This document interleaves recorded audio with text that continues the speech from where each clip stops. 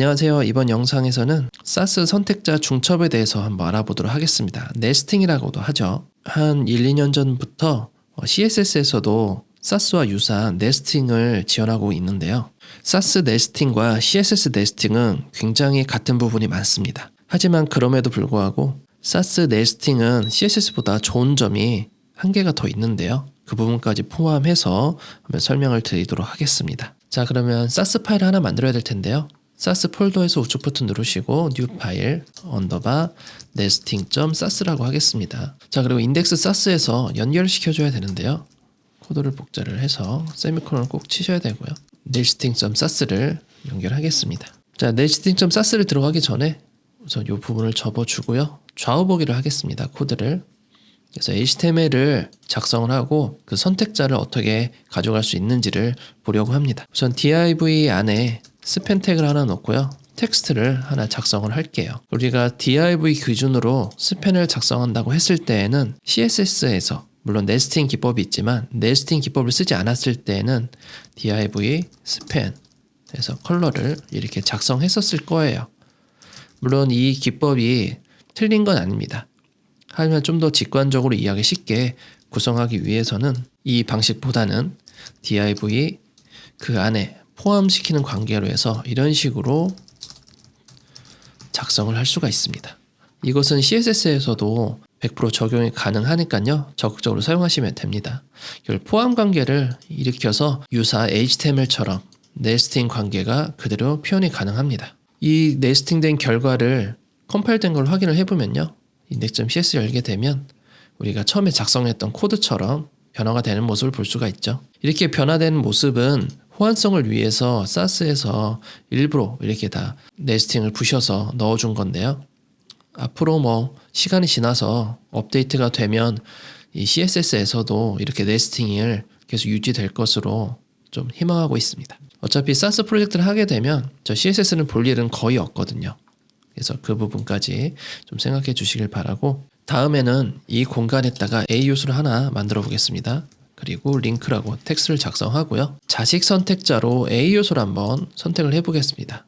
만약 우리가 선택을 한다면 div의 자식의 A 이렇게 선택을 하고 텍스트 데코레이션 none 이런 식으로 표현을 했었겠지만 우리는 네스팅을 배울 거기 때문에 이 방식이 아니라 div 안에 있는 자식의 A를 이렇게 표현할 수가 있습니다. 마찬가지로 텍스트 데코레이션 none을 넣어 놓겠습니다. 형제 선택자도 마찬가지인데요. A 요소 다음에 div를 넣어서 형제 텍스트를 잡아주고 링크 다음에 div 요소를 잡을 때에는 예전 같았으면 div의 A의 형제 div 이렇게 선택을 했을 수도 있고요. 아니면 부모가 딱히 필요가 없죠. A 플러스 div에서 A의 다음 형제는 div이다 라고 정의를 할 수 있었겠죠. 그래서 선을 하나 넣어보게 되면 이렇게 선이 선택이 되는 걸 볼 수가 있는데 A 요소의 형제의 div를 잡아서 선을 이런 식으로 줄 수가 있습니다. 마찬가지로 결과는 같지만 포함 관계를 바로 이해할 수 있기 때문에 되게 편리하죠. 자, 그 다음에는 가상 선택자를 좀 해보려고 하는데요. 호버 되거나 액티브 되거나 포커스 됐을 때 어떻게 해야 될까? 자, 그럼 A에 포커스 됐을 때 우리가 정의를 CSS 한다고 했을 때는 A 호버 하고 컬러를 핑크 뭐 이런 식으로 줘서 마우스 올렸을 때 색상을 변하게 할 수 있었겠지만 좀 다른 방식으로 갈 수가 있습니다. A에 %가 들어가게 되는데요. 그리고 호버를 넣습니다. 그리고 컬러를 핑크 다른 색으로 넣어서 이렇게 색을 표현할 수가 있는 것이죠. 그래서 여기서 알아야 될 것은 %가 갑자기 등장을 했는데요. 이 %, 같은 경우에는 부모로부터 이어서 쓴다는 의미로 볼 수가 있습니다. 이렇게 부모에 바로 붙어 있는 거 있잖아요. 이게 붙어 있는 선택자를 쓸 때는 반드시 %를 씁니다.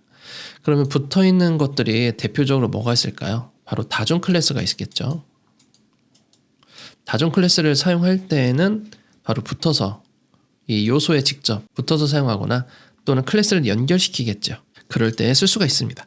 그럼 클래스를 한번 사용해 볼 텐데요. 이 클래스를 텍스트라는 클래스와 한 칸 띄워서 보더라는 클래스를 만들어 보겠습니다.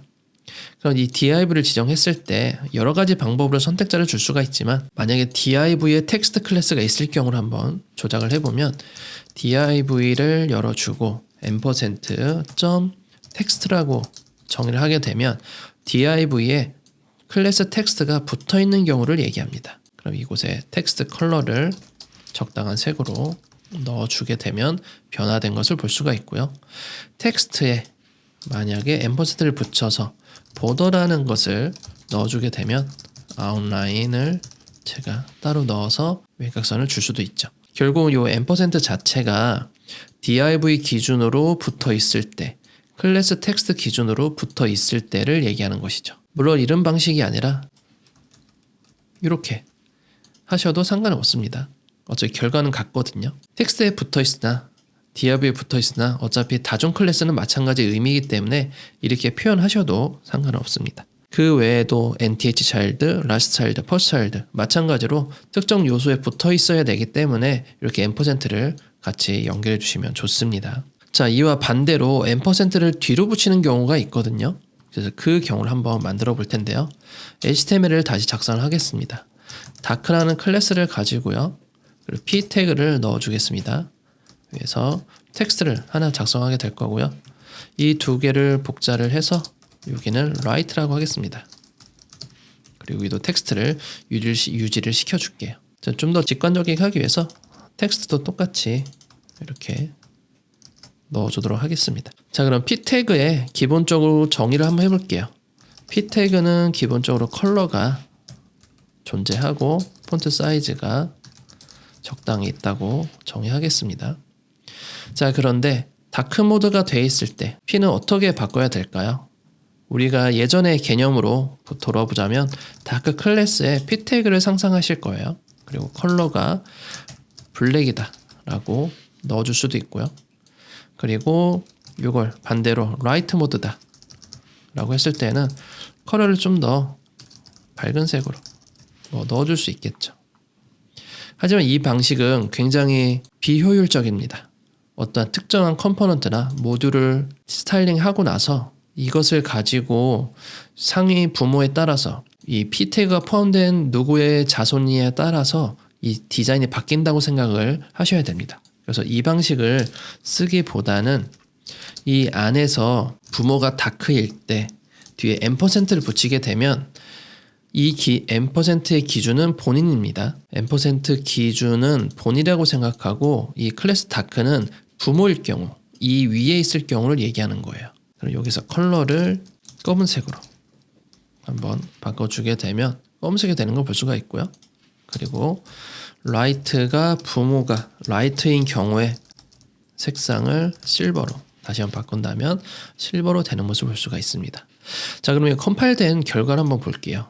CSS에서 컴파일된 결과를 봤을 때 밑으로 내려가게 되면 아까 제가 작성했던 코드, 이 코드가 그대로 작성되어 있는 걸 볼 수가 있습니다. 결국 $가 뒤로 간다는 것은 이 소속된 선택자의 부모의 상태를 얘기하는 거고요. 이 부모가 직계 부모가 아니라 조상 부모들 중에입니다. 결국 중간에 태그가 하나 붙어 있더라도 그거와 상관없이 바로 적용이 됩니다. 부모가 바로 직계 부모가 아니어도 그 위에 부모들 중에 그 누군가 이 클래스를 가지고 있다면 본인은 변하는 것입니다. 그래서 이렇게 이해해 주시면 좋을 것 같아요. 그리고 마지막으로 지금까지 사스의 네스팅에 대해서 알아보았는데 이 네스팅은 전부 다 CSS에서 다 가능한 기술입니다. 하지만 유일하게 사스에서만 가능한 기술이 하나가 있는데요. 바로 클래스 명을 이어서 붙이기가 가능합니다. 자, 그 부분을 한번 설명을 좀 해볼게요. 예를 들어 라이트에서 라이트 언더바 2번 텍스트라고 하거나 라이트 언더바 2번 또는 대시 2번 액티브라고 했을 때 CSS는 어떻게 표현을 해야 될까? 이럴 경우에는 단어 이어붙이기가 되지 않거든요. 예를 들자면 클래스 라이트가 있어요.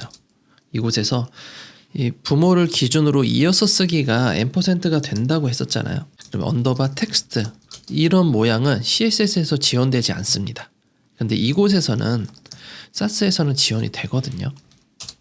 자, 현재는 적용되지 않는 모습인데 왜냐하면 선택자 점수가 낮아서 그렇거든요. 얘는 11점이 되는데 얘는 단순히 10점이 됩니다. 왜 이런 현상이 나오냐면 컴파일된 화면을 보시죠. 자, 이렇게 이어 쓰는 건 요게 클래스 하나라는 얘기입니다. 그래서 이렇게 한 개로 단어가 연결돼서 썼기 때문에 선택자 점수 10점에 해당되고 위에서 이미 썼던 색상이 있죠. 이 실버. 이것은 부모 참조를 통해서 현재의 자신의 모습을 정하는 거기 때문에 이 부분은 이제 10점에 요소 선택자까지 1점까지 해서 선택자 점수에서 밀리게 됩니다. 그래서 이 부분 때문에 현재 적용이 되지 않았던 거고요. 그것을 수정하기 위해서 이 클래스를 좀 바꿔주는 게 좋을 것 같아요. 그래서 이것은 그대로 복제를 하고 텍스트를 하나 지우고 다시 원상복귀 시키겠습니다. 여기는 클래스가 이제 필요가 없죠.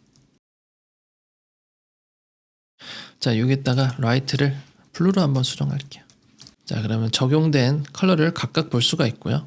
자, 블루일 때 블루의 단어를 연결시켜서 블루 텍스트인 경우에는 이 색깔이 나오고요. 그 밑에 앰퍼센트를 통해서 대시 액티브를 할 때는 컬러가 좀 다른 컬러로 만들어 준다면 이렇게 적용되는 모습을 볼 수가 있습니다.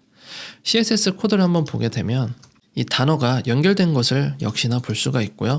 대시던 언더바던 상관없이 단어가 모두 연결되는 것을 확인할 수도 있었습니다. 자, 이렇게 해서 CSS에서 적용되어 있지 않았던 단어 연결까지 SAS에서 적용되는 모습을 볼 수가 있었고, 그 전에 배웠던 이 네스팅들은 전부 다 CSS에서 적용이 다 가능합니다.